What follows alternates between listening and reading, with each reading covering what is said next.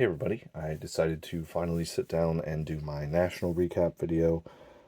It's been quite a while since the show, almost a month. Just haven't felt like making a video, had some life changes going on, but here I am making the video. First off, I want to say a huge thank you to Scott and Tim who let me stay in their rooms. It was a last minute thing that I decided to go to the show, and their generosity allowed it to be possible. Also, thank you to Drew, who let me just crash on his plans. I just really appreciate it to everyone that I named. It was amazing to meet so many people in person for the first time and see some old faces that I only get to see at the show, which is something that really makes the show special. I believe Drew said it in his video, but I'm going to take credit for this. The cards themselves are third place for me. Friends, food, and then the show itself is why I go. I don't want to name any names just because I'll definitely leave people out, especially with the amount of time that's passed since the show. But yeah, what a great time. What an amazing time. And I wasn't really expecting to pick up very much stuff because I'm not looking for a ton of stuff. And I ended up getting some incredible cards. So I'll get right into that. First off, mentioned Scott earlier. On top of him letting me stay in his room, he handed me this Larry Doyle portrait in a 3. And what makes this one extra special is that it shows two backs. So this is a miscut.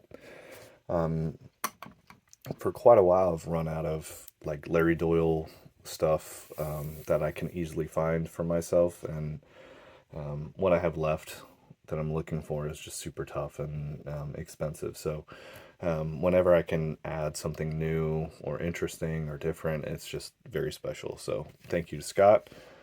Drew handed me this. This is a really, I almost knocked that stand over. This is a cool card. This is the ship's called the Tokyo. And what makes this one really cool is he did a video on this, and he'll describe it better than me. But this was a trade card for a hotel, and they actually have the earliest known Statue of Liberty card from the set. So Drew got this with the Statue of Liberty that he has, and shared that with me, which is really, really cool. So thank you to both of you for those gifts. I'll go next. This is possibly the biggest discount that anyone got percentage-wise at the show. This was mistakenly priced for like $1,100.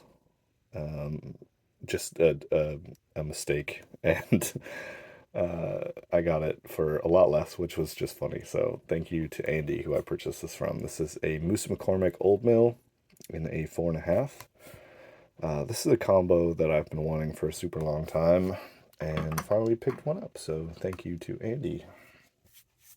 Which direction do I want to go? Let's go on the backs train here. This is a Cy Seymour throwing and a Tolstoy. This booth that I got this at, we were the group I was walking around with were responsible for like, I don't know, 20 Tolstoys selling or something like that. This is a pretty tough card. I feel like I got a great deal. I don't remember the name of the dealer, but super easy to work with, and gave discounts, and yeah, it just what you're looking for at the show. Yeah, let me get into the trade that I did. This was a card that I saw at the 2023 National. The prior McElveen, or McElveen, I'm not quite sure how to say that name, but Scott, Drew, and I saw an authentic at the 2023 National, and it had this like spectacular purple color. And you know, I don't really chase after authentics if I can help it, so I skipped that one. And ever since, I've been looking for a copy that had that same purple. And this is the first one I've seen. This was part of a trade that I did with a dealer at the show. Traded an alkaline rookie in a PSA 2 that I traded a Tim Lincecum gold refractor for, that I had almost no money into. And I turned that and some cash into these two cards. So I've been chasing the Giants team set in the 1933 Gaudi signed. And this is card number 20 in the set. Bill Terry has two cards. This is my first Bill Terry. And the card's not quite in the shape that I was looking for, but I was really looking to trade that K-Line rookie for something for my collection, and this was just too good to pass up.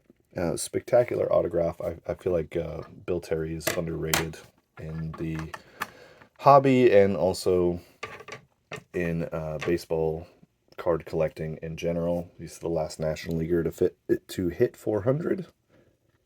He mostly signed his name like this with the WH Bill Terry. Very elaborate signature, so it's deserving of one more close-up. Two more cards here. This is a card that I bought just because it was cheap and cool. This one may get traded away. We'll see, but I got it from the same person that I got the Cy Seymour Tolstoy from.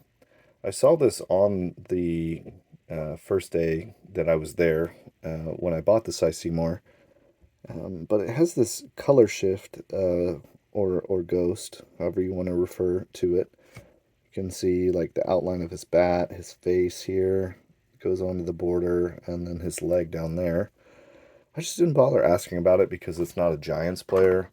I don't really collect non-Giants players now that I'm done with the set, and so I was like, oh, it'll be too expensive, and I don't really need it. So because I'm just looking for only a few select things, I end up walking around on the final days of the show without anything in particular that I want to see or anything like that. And this was one of those moments where I just said, I'm at the table. I'm not in a hurry to go anywhere. Let me just ask what they have on it. I think it was 100 and I got it for 80, which I felt like was a killer deal. So yeah, maybe this goes out of my collection for a Giants print oddity. Maybe it doesn't. I don't know. But yeah, just a cool card, and that leads into my final pickup. I saw this in a booth for $300, which is way more than I'd want to spend on this. Typically, I actually left it there overnight, and everyone that I talked to about it just was like, you need to buy that, you need to buy it. And I'm super grateful because y'all talked me into it. And this is quickly becoming one of my favorite cards in my collection. So this is Jake Weimer. The most obvious oddity with this card is that his hair is shifted. Very, there's been a lot of nicknames for this card thrown about. Emo hair is probably the most popular. But beyond his hair, the New York is shifted over a good deal. His name is shifted over. Typically, when you look at a T206, the name is centered.